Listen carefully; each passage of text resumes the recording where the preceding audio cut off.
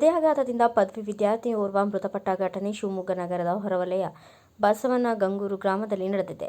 20 ವರ್ಷದ ಶ್ರೀನಿಧಿ ಮೃತಪಟ್ಟ ವಿದ್ಯಾರ್ಥಿ ಎಂದು ಗುರುತಿಸಲಾಗಿದೆ. ಈತ ನಗರದ ಡಿವಿಎಸ್ ಕಾಲೇಜಿನಲ್ಲಿ ಅಂತಿಮ ಪದವಿ ಅಭ್ಯಾಸ ಮಾಡುತ್ತಿದ್ದ. ಜೂನ್ 29ರ ಭಾನುವಾರ ಮುಂಜಾನೆ ಶ್ರೀನಿಧಿ ಆರೋಗ್ಯದಲ್ಲಿ ದಿಢೀರ್ ಏರುಪೇರು ಕಾಣಿಸಿಕೊಂಡಿದ್ದು, ತಕ್ಷಣವೇ ಆತನನ್ನು ನಗರದ ಖಾಸಗಿ ಆಸ್ಪತ್ರೆಗೆ ದಾಖಲಿಸಲಾಗಿದೆ.